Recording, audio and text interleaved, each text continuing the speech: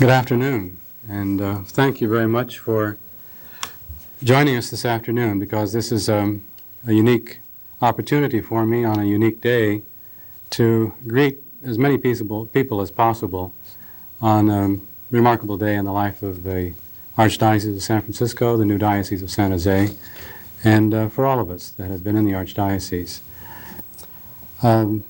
We were informed during the past week that the Holy Father had decided that there should be a new diocese in San Jose. On Friday, the apostolic delegate called me and said that the Holy Father wanted to appoint me the first bishop, and that the announcement could be made as early as today if we wished. And of course we did wish. I think once the die is cast, it's in everybody's interest to move as quickly as we can. One more question, Bishop. Have you picked a motto yet? A motto? Well, my own motto, my personal motto when I was ordained a bishop, was Gaudium et Spes, which is the title of the conciliar document on the Church in the modern world. And as far as I'm concerned, is my own agenda, my own vision for what a diocese might become. I don't believe it's customary to assign to a diocese a motto. If I did, I would recommend Gaudium et Spes. Joy and hope are two things that I feel today, and I hope they would remain characteristic of our new church. Well, there was always kind of rumors, because us that were down here, we that were down here, always felt that San Francisco never really understood Santa Clara County, and we were kind of the forgotten church. And there was always that talk, but nothing that was ever positive. So it really was, I think, kind of a surprise to all of us when the word came out that we were made a diocese. Having spent a good part of my priesthood down here, I knew what it was when I first came here in 1950. San Francisco, in most cases, had no idea what the parishes were or who the priests were. We were like in the boondocks, and it got better as time went on. But as I say, we were ready to become a diocese. The church was strong enough and big enough, and we had certainly enough people. In fact, actually, we had more Catholics than San Francisco at the time we were divided. I don't take great credit for this, but I take a little credit. The Archbishop Jadot came to the Senate of the Priests of San Francisco one time. At the end of the meeting, I was there, and they said, "Anybody else have anything to say?" And I said, "Well, I'm a priest living in San Jose, and every time there's an issue that's has to be dealt with by the church, it's the president of Santa Clara who gives the church's position."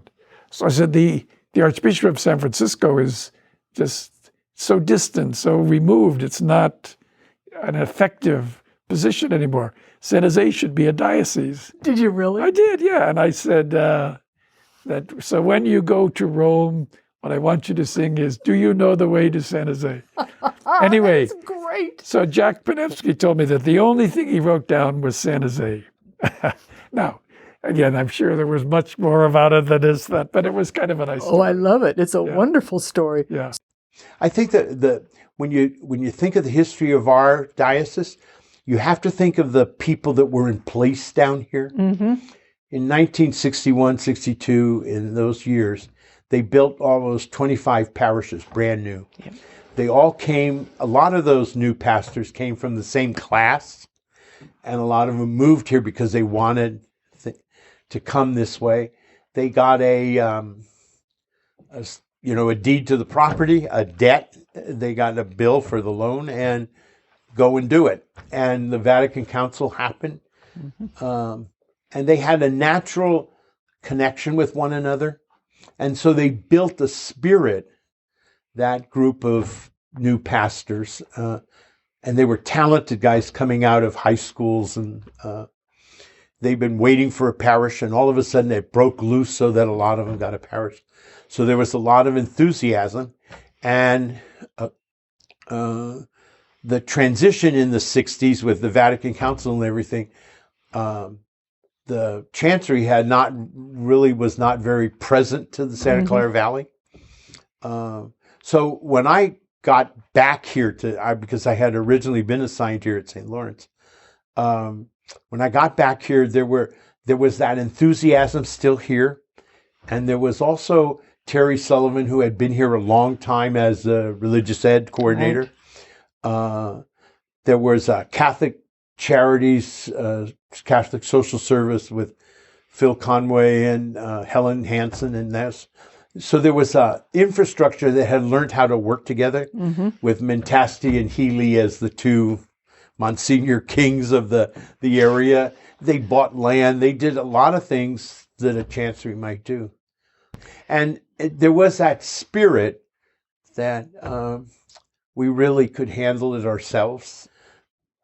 Pierre inherited a lot of enthusiasm, a lot of already built networks of people. I was thrilled and delighted because, to be really honest, all of our Catholic schools in Santa Clara County felt like they were the stepchild. And in fairness to them, we went down usually once a year to visit every principal, but otherwise we really only went to the Santa Clara Valley if there was a problem. First of all, I knew all the principals, and there was just a great community spirit from the very beginning. And then in the United States at that time, one of the most prominent superintendents was a woman by the name of Sister Marianne Eckhoff. She was a school sister at Notre Dame. She was the superintendent of St. Louis, Missouri. And she was so prominent in NCEA and just all of the exciting things she was doing. So I invited her in the very beginning to come to San Jose for 3 days to look over our diocese, all of our documents, and say, now, if you were starting, what suggestions would you make? Well, that just made a tremendous difference because Marianne made all these suggestions. The principals were terribly excited, and we started right off, right from the very beginning. And it didn't take too long, and San Jose was really on the map, I have to tell you. I mean, originally, everything used to be San Francisco, and in not too many years, it shifted to San Jose. The Diocese of San Jose early on, because we were new, when we would go to national meetings, and we would tell our story, we were top of the heap. Oh, we were. Weren't we like the best? We were the best. And we would come home so grateful that we lived in our diocese. We're never going to complain again. I mean, we heard horror stories. That we had permission to do what we did, that we had ingenuity, that we had creativity, that we had people in place who were thinking of these crazy, wonderful things that would bring the church into the next era. I mean, it was powerful time. We began Renew. I had done some of the first evaluation of the national program. I brought it back and we started Renew. I mean, that first Pierre was just here, and that was one of the first years of Renew for the 5 parishes on the east side, and then we brought it to the whole diocese. So it was the beginning of PACT. Yes. People acting in community together. It was the beginning of a lot of the solidifying of some of the early work of Moriarty and Casey and those guys. I was actually working in the tribunal in San Francisco. Archbishop Quinn was the archbishop, and he called me in and told me that the county of Santa Clara was going to be cut off as the new diocese of San Jose. And I must say I was surprised, and I remember saying to him, can the archdiocese survive without Santa Clara? At that time, the archdiocese, though it was much bigger before, but it was now down to 4 counties: Marin, San Francisco, San Mateo, and us here in Santa Clara. I thought erroneously that we were giving away 1/4 of the diocese. Later, I found out it was half of the diocese. There's about the same amount of territory in this one diocese of San Jose as there is in all 3 counties in the archdiocese. But the thing that really shocked me was when the archbishop and our first bishop here, Bishop Pierre, decided that they would give a 2-week possibility of priests moving from north to south, south to north. That's very unusual. It is, and in fact, it's kind of contrary to the law. So I was not happy because the person that I had picked out to be my successor in the tribunal, so it was my ticket out of the tribunal back into a parish, he decided to move south before he went for studies. We're about to send him for studies. So I went up to the Archbishop, knocked on his door, and I said, Archbishop, you cannot do this. You know, at the stroke of midnight, the Diocese of San Jose becomes the reality on that date. And I said, everybody remains in place. So whoever is in Santa Clara County, they're in the Diocese of San Jose and vice versa. And the Archbishop Quinn, just looked at me and he said, sue me. So I said, thank you, Archbishop, and left. And that's what happened. A lot of the older guys came from Santa Clara because they wanted to be with the old archdiocese. And then the younger guys, the new church, all of the things that were happening down here, the beginning of Silicon Valley, the growth was down here, not in the north. Well, most of it was down here. So they came south, and it was quite a tsunami for the archdiocese, actually. When I was studying canon law at Catholic University, I needed to do a thesis project to complete the degree. And so I said, we had a transition between the Archdiocese of San Francisco and San Jose becoming a diocese. That implies all kinds of canonical issues to do that. Okay. I said, can't I do a comparison between San Francisco, San Jose becoming a diocese? And I said, everyone would be extremely helpful to me, the Archbishop, Bishop Domain, Bruce Agnew. I would get all this information and sources. I could do a great job if I could compare it with one or two other dioceses. And my advisor sort of paused, said nothing for a minute, and said, you have an unusual diocese and an unusual archbishop, he said. They were friends before the split. They were friends in the split. And the archbishop was very fair in the split when it happened. And he said, it is not always so. He said, you're going to have a very difficult time finding another diocese that might want to talk to you so you could compare it with San Jose. Why don't you think of something else? Didn't that kind of make you proud? Well, it did, but it was also slightly discouraging. Oh, sure. You had to come up with another project. I did. So, but anyway, I think that gives you a key into the diocese. It was a model split between two bishops, but two Christian gentlemen as well. Exactly. And that's how we started out, which was a very good way to start out. It really was. It really was. Monsignor Mitchell, when he was Father Mitchell and was the one of the founders of the Diocese of San Jose, set up an incredible system for lay people and personnel, not per se, but for example, we had central payroll, which made it very, very easy for us to organize a lot of what was going on, and our retirement system was really well done. So if it hadn't been for him, I know I wouldn't have gotten as far as I did in the HR system because of the systems that he set up. My wife and I at the time were living in Fremont in the Oakland Diocese, and we were very involved in St. Joseph's Parish over there, and she was actually religious education, faith formation director there. So I wasn't too aware of, at the parish level, the dynamics of the change. But I was very aware that Helen Hansen became a director of Catholic Charities and was on a peer, and therefore a peer with all the other directors throughout the country. Wow. And having worked for Helen, I was certainly very proud for her and for the diocese. But Helen retired, and I was asked to apply for the position, which I did, and was fortunate enough in 1983, so 2 years after the diocese had been formed, to become the director of Catholic Charities for San Jose. It was a tremendous organization. Helen had built an unbelievable foundation over the years.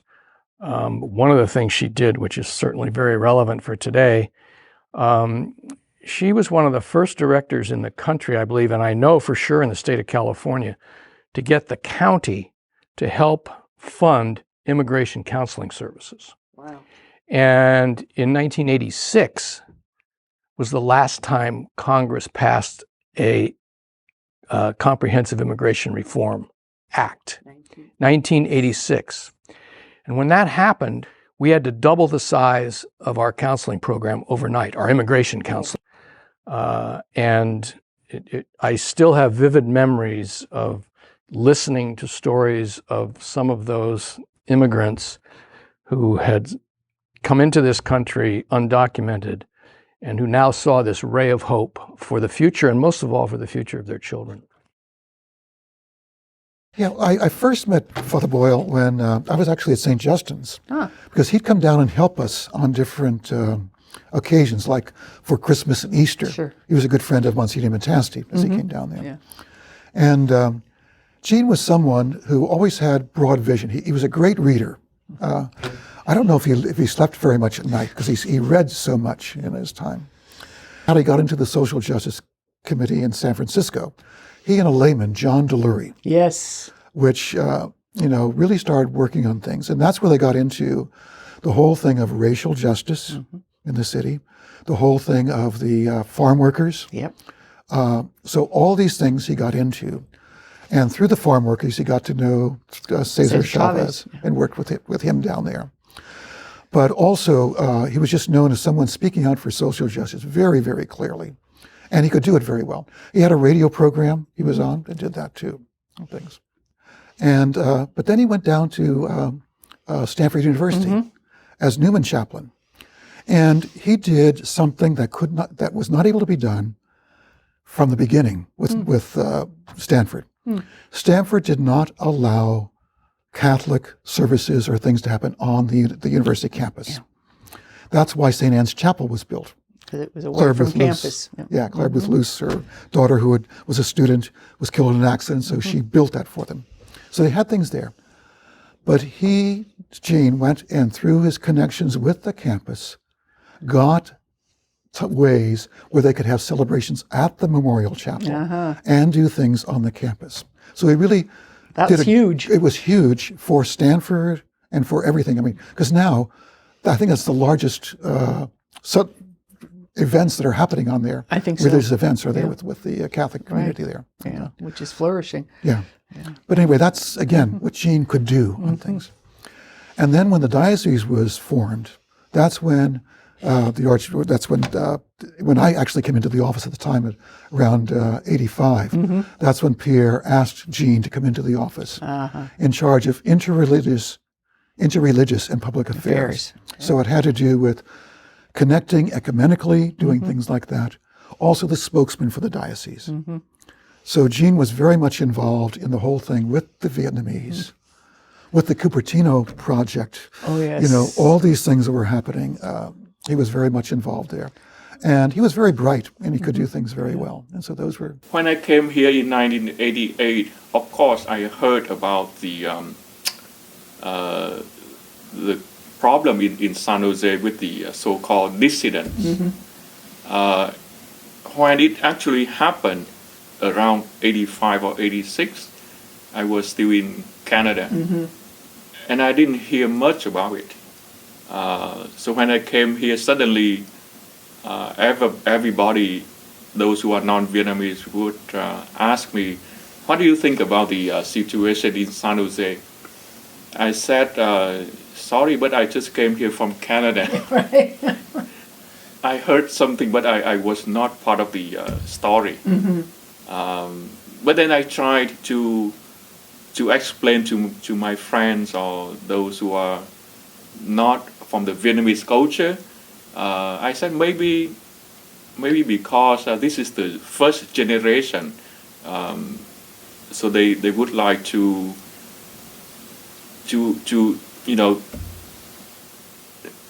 their identity or their culture is so important to them.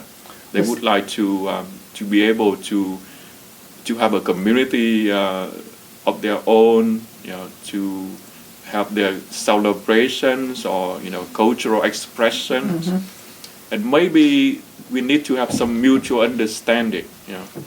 They are not immigrants, but mostly, if not all, they are refugees. Yes. Even myself, even though I was in Canada as an immigrant, but I still see myself as a refugee. Plus, we left Vietnam in a very dramatic way, and many escape prisons or persecution. So it's very difficult. So they wanted to support each other. When I came to the United States, the first thing that I noticed was the multi-ethnic aspect of this church. Yes, definitely. You had the Vietnamese already at St. Patrick's, you have the Hispanics, you have the Filipino community. One of the things that I like very much from my formation with the Sulpicians was to teach us that the face of Christ is multi-ethnic. And being able to be formed with that vision that the church is multi-ethnic, and that even though we have the same faith, we express our faith differently. Exactly. And to me, it was a gift, really, for my faith, being open. I mean, one of the things that the Sulpician taught us was to be open, to accept, to be attentive, and to be surprised by how people express their own faith, and you become very respectful of that. Having that as my formation, as the background, and then I was assigned to St. Maria Goretti. Oh, my. Exactly, which is, as you know, is very multi-ethnic. It's a very large community, and you have three main communities. You have the Vietnamese, you have the English-speaking, and that means also a lot of Filipino, and the Hispanic people, mainly from Mexico. What I noticed at the past, one of the things that I learned was the importance of that each community needed to express their own voice. Yes, in fact, I remember, because you hear a lot of stories when you're a seminarian and also when you get ordained, the first things that I was exposed to that because I was in the seminary, was about the agentes pastorales. Remember that, where there were two sisters, Sister Gloria and Ana Maria Pineda. One of the things that they did that I remembered was that they used to have a meeting, and they used to have a meeting of all the agentes pastorales. The agentes pastorales were the leaders, the priests and the leaders of all the Hispanic community. And they will gather and they will discuss, identify issues, discuss issues, and then they will present that to the diocese. In my opinion, that was very effective. And the reason I believe was very effective, it reminds me to what Pope Francis is saying today. Pope Francis is inviting us to create room. That's right. To create room for difficult discussions, for dialogue, and so when I heard the Pope Francis saying that nowadays, immediately my mind went back to the back. And I thought, our diocese has been doing this from the very beginning. Very beginning, even before. From the very, even before. That is correct, even before. Pierre, as we know, is a very private man. He's shy and very, very bright, very erudite. He was always very helpful to me. He has a very subtle sense of humor. I would go out and visit the parishes, and I'd come back here to this house for dinner. Pierre loved to cook, and I'd be in the kitchen with him, and he'd be chopping and dicing and doing all this. And he'd say, well, where'd you go today? And I'd name the parish, and he said, and, how was it? I said, oh, great, and it was just wonderful. And he'd say, did they mention this to you? I said, no. And they said, and how about this? Did they mention that? No. So he demythologized, a lot of the stuff. This enthusiasm. Exactly. So it was a great time. It was really a flawless transition. It was. And that's not true in some cases. Sometimes there are difficulties with the incumbent bishop and the coadjutor bishop, but we had nothing like that at all. Bishop McGraw had decided that we needed a deacon formation program. And he asked, first of all, he had Father Tim Kidney do some of the exploration, kind of check it out. And and then Father Tim was asked to go, I think it was to St. John Vianney, I'm not positive. So he asked about Father Jack Bonser taking over as director. And I had worked with Father Bonser in the at the Institute. So we decided that we would go up to St. Patrick's Seminary because the Archdiocese had its formation program there. And we thought, well, why don't we see about combining forces? So we go up to St. Patrick's Seminary. We meet with the director, priest of the Archdiocese. And we find out that their formation program was the equivalent of our Institute for Leadership and Ministry. It's kind of like undergraduate. So we left there, and I said to Father Jack, I said, oh, are we going to have to put something together?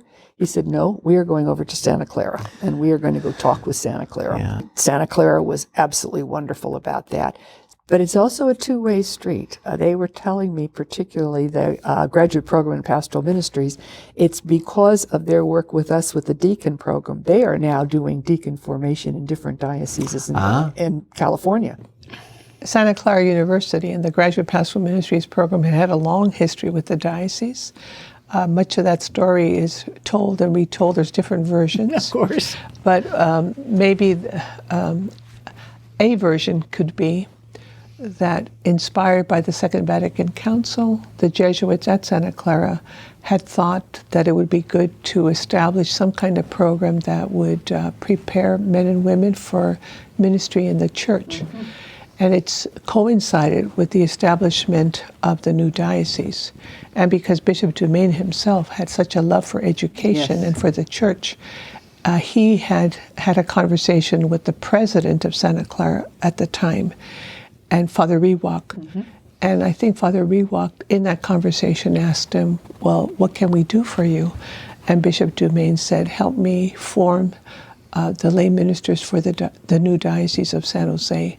So all these converging interests and desires came together. It's wonderful. And that gave life to the Graduate Pastoral Ministries program, which actually has formed the majority of lay ministers who are working in the San Jose Diocese. Both and ordained and non. Exactly. So our seminarians now are at Our Lady of the Lake in Mundelein.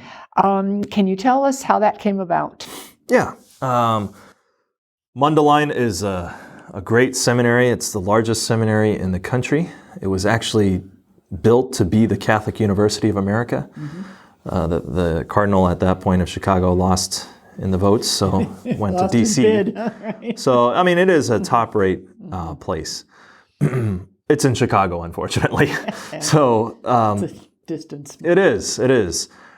We have sent our seminarians from the inception of this diocese to St. Patrick's Seminary. Mm-hmm. Obviously, our foundation as a diocese is rooted in that decision. We were founded from the Archdiocese of San Francisco. St. Patrick's Seminary over the last several years has gone through a significant amount of transition and change, which wasn't the ideal environment for young men to be discerning and being formed as a priest. So ultimately, Bishop McGraw thought that environment was not the best place for our men, and we were open to looking at all the major seminaries that were suited for what we were looking for in our location as Silicon Valley, very diverse environment and cultures here in the county of Santa Clara. And so there was a team of priests and lay people and leaders in the diocese who interviewed what our needs were from various people and around the diocese. And then looking at what the needs were, we went out to all the seminaries in the West Coast, major seminaries in Mount Angel and St. John's and Camarillo. We were also looking at seminaries in Texas and Washington, D.C., as well as Mundelein, since Mundelein is the largest seminary in the country. And after visiting all those seminaries, we decided that Mundelein was the best fit for our men. I appreciate how Mundelein prepares us to become pastoral.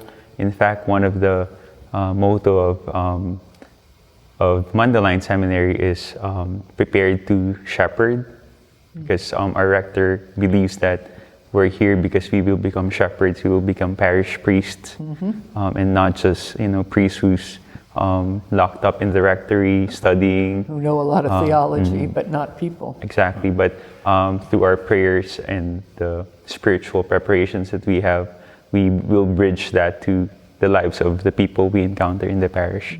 So not just sacramental priests, but really priests out and involved with the many different activities that our parishioners are doing. And I think that's one of the reasons why we have different programs here in the seminary, is to foster the community life. So we will be able to reach out to the people, and so not to close into ourselves, but to reach out and to open ourselves to others. You know, at St. Patrick, you could change your pastoral assignment every single year. Here, what they're trying to do is, from your first year, when you start, they assign you to a parish, and you will remain at that parish until you're ordained. So you get a chance to build relationships. Wow, this parish is all about relationships. Yes, yes. Tell me some of the changes that you've seen in the diocese over the last 20 years. I think the changes are rather radical. I'm surprised how much things have changed in the last 20 years. The presbyterate has shifted from a presbyterate that was primarily formed at St. Patrick's to a presbyterate that has been formed throughout the world. And that's brought particular gifts as we're dealing with and ministering to immigrant communities. But it's also a challenge. It's also a challenge to form a cohesive presbyterate when the cultural and formative experiences are very different, and at times even the ecclesiological understandings and expectations of parish are very different. So that's been a shift, it's been a gift, it's also been a growth experience, not just for the immigrant communities and priests, but also for those of us who have been formed here. Sure. And ultimately, I think it's going to serve us well as a diocese, but in the midst of it, I think there are some growing pains. Well, I see we're blessed, I think, in some unique ways in our diocese. I think our two other principal languages beside English are Vietnamese and Spanish, but we also have many other cultures in the diocese. I found out just recently that the city of San Jose is the most diverse city outside of New York City. Really? And most of that is because of the tech world. That people literally come from all over the world. And I think when we look at the Vietnamese community, I think we're going through some generational changes there.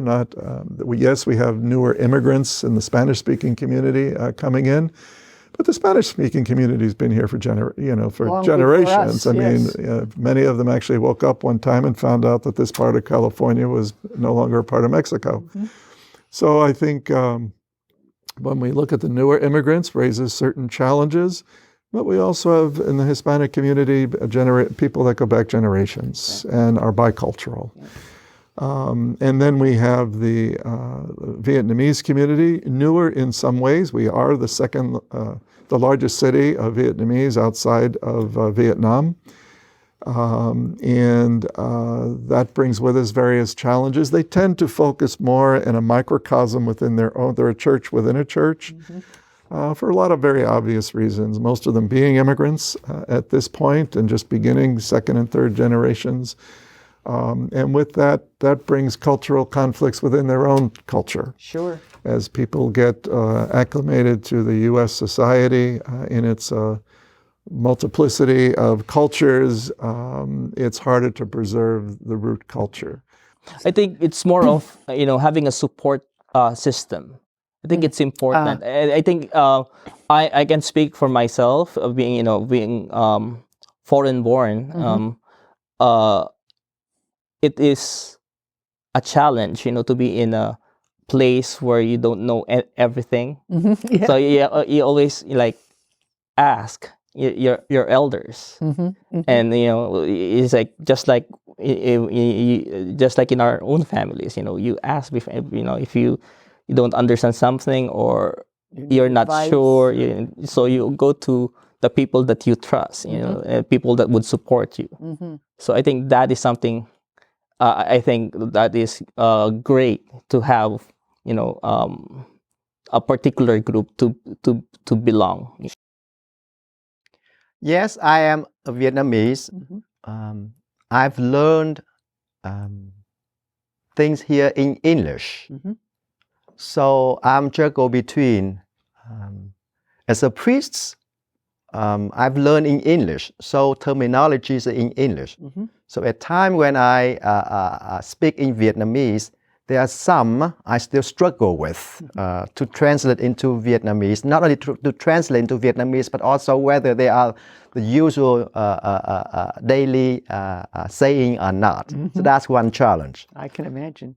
On the other hand, I continue to work with my English to improve it, and because I believe in the communication, whether in Vietnamese or in English. So yet I'm a Vietnamese priest, but still English is a priority for me to continue to improve. At the same time, get to know the Vietnamese terminology in the daily uses as well. I can imagine. Yep. Yeah. Yeah. Now, you did your pastoral year at St. Maria Goretti, is that right? Goretti, right. What was that like? It was a great experience. It was a good year. Great experience, because I really understood, you know, another kind of really important, I think, factor or what our diocese is about, what makes us so unique, is that sense of multicultural diversity, right? And to see a parish where we're trying to juggle between the English-speaking community, Spanish-speaking, Vietnamese, Filipino culture, right? Just kind of all under one roof. All under one roof. You know, it can get messy. But to be in the midst of all that helped me really appreciate what, you know, San Jose is about, right? And Father Gerardo Menchaca said the same thing. He said it's wonderful chaos. Wonderful chaos sounds very descriptive. That's just about right, you know. But also, I made a decision while I was in my pastoral year that you know, multicultural ministry is something very important for me personally and for the diocese. So I said, I'm going to learn Spanish. I'm going to learn Vietnamese to make myself accessible. Yeah. You know, I believe that the Hispanic community is a blessing in our church. I would agree. I believe that. I believe that. Again, I will emphasize the need of us leaders who are who can connect to my people. I admire and respect people who are not his priests and lay person like yourself, who are totally bilingual and bicultural. You made a choice to learn Spanish and to work with my people, and I'm very grateful for that. It's been a blessing in my life. I'm very grateful to priests. I mean, just having like Father Steve Kim. Yes. Learning in Spanish. And Father Kevin Joyce. Father Steve Brown. Steve Brown. I mean, there are so many priests who have made a choice to learn the language and not only the language, the culture. Exactly. Who've gone to study in Mexico and have. That is correct. Yeah. And to me, that is the model. And I would like to see that in the whole structure of the church. So even what the bishop said, that he would like to see maybe a Hispanic bishop or someone who speaks Spanish, I pray for that as well. How do you see the future of our diocese? What do you see as our strengths? What kind of challenges do you think that we're going to face? Well, I think our strengths are the two bishops we've had. And the kind of vision that they've had and the kind of history that we've had, the foundation in, you know, for a great deal of lay involvement. And as I understand it, that precedes the creation of our diocese. That Santa Clara County always had more lay involvement and lay leadership than the other counties in the Archdiocese. The presence of Santa Clara University helped that. And, and so I think that history, that foundation, that culture is a strength here. I think the challenges going forward are really facing every diocese in America. Pope Francis is asking all Catholics to understand ourselves as missionary disciples. Mm-hmm.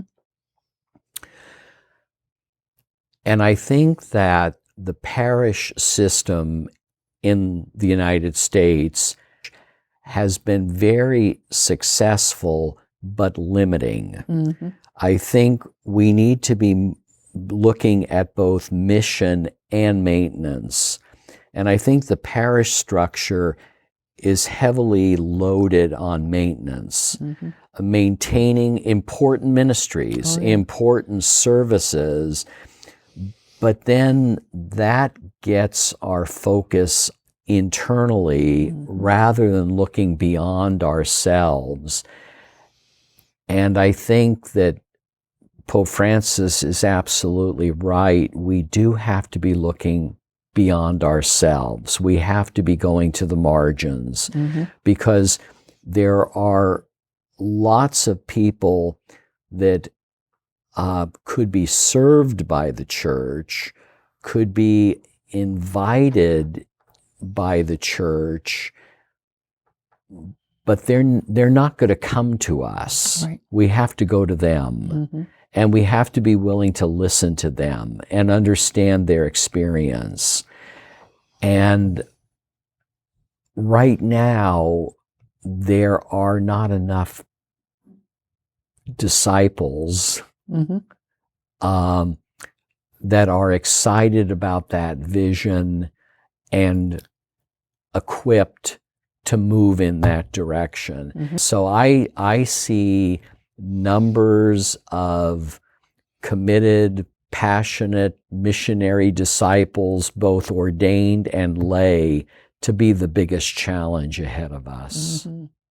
As a valley here in Silicon Valley, our growth has been so rapid that we're struggling to come to understand parishes that have fewer unifying factors. Can you say a little more about that? Well, parishes in the past traditionally had stable residents who had been in the parish for generations, or at Raised least their kids, raised their children, had been through the school. And many of our parishes no longer have that common foundational experience. Additionally, as we have grown rapidly here in the county, parish boundaries are amorphous. They certainly are. And so people will follow a particular priest or a particular liturgical experience. And so there's far less identification with a particular parish. And lacking that identification, I think it's more challenging to engage people. And then once people do engage in the life of the parish, then I think we have a deeper sense of community in who we are. But I think getting that initial engagement is a challenge at times. I also think there's a shifting challenge of trying to engage people in a religion of symbol and of myth and of story when they're used to immediate sound clips and video bites and a technology that is forever present. And I think we see that perhaps more profoundly here in Silicon Valley, where we're so immersed in technology that at times to tear ourselves away from that, even for Sunday worship or for prayer, is difficult. Well, there's a lot of challenges everywhere, no matter where we go, but I'm going to start with strengths because I think that's what we have. We have a strength of the diversity. We're in a great county. There's an incredible amount of dedicated folks here. We have a diversity that we're one of the most diverse counties per capita in the country. Numbers will be Los Angeles County, but in terms of per capita would be our place. We have the largest population of Vietnamese in San Jose, outside of Vietnam. We have a real active Chicano community, Mexica community, Mexican. Long history. A long history. A strong API community, Asian Pacific Islander folks. And I think that we have a lot of Anglos that grew up here, and then a bunch of new folks that are European Americans that have moved into the area that are appreciating the diversity of this. So the diversity is really the strength, and we can make it work. We show that we have strong gun laws. We also have fewer deaths. We have strong civil rights, and yet we have extremely profitable businesses. There are challenges in our county, which is really regional. It's affordable housing is impossible. The challenges of the diocese is keeping our talent. Our lay workers, and includes social workers at Catholic Charities and any other of these smaller agencies. Our pay is isn't able to sustain people living here. So people are leaving all the time, and we have talented lay ministers that we simply cannot pay, and that's a challenge. The question is, what are we going to do as a diocese? And I think that we're struggling to figure that out. Something we're all quite aware of, it's on the front page every day, is the housing crisis and the fact that we have, in one of the richest parts of the country, that we have people living on the streets and living in their cars, living in tents, and that working class people can't afford to live here, that are considering moving out of state. And that is a tragedy, because where will we get teachers and plumbers and firefighters and police officers, those that are essential for our community? So, but we have some of the smartest people in the world living in the Silicon Valley. And so we can solve this crisis. We just need to put our minds to it. We need to come together at the table and go at it. So I'm anxious to begin reaching out to some of our elected officials, our public servants, some of the private industry. In some ways, they've maybe not so much caused the crisis, but exacerbated it, and they have responsibility for a solution as well. So I don't have all the answers, but I do want to be somewhat of a catalyst for driving at a solution. For the future, that all that has begun might continue, that we can be dedicated to it, that the lay leadership, the collaboration, the infleshing of the Second Vatican Council. I read something yesterday that most Catholics are at Vatican I. I'd like to be definitely Vatican II. It's time. It's been 50 it's plus years. 50 years, and we've had the liturgy wars and we have the culture wars. We have to remember that we're one people. Depending wherever we come from on the spectrum, our language, our culture, what form we like to celebrate the Eucharist, we're one people. Yeah. And I also like from Eucharistic Prayer 3, one body, one spirit, that we are one body, one spirit in the Lord, that we walk together, we help each other, we are a family, dysfunctional at times. What family isn't? Yeah, precisely. And that we care about each other. From the least to the greatest, and that we're equal, all of us.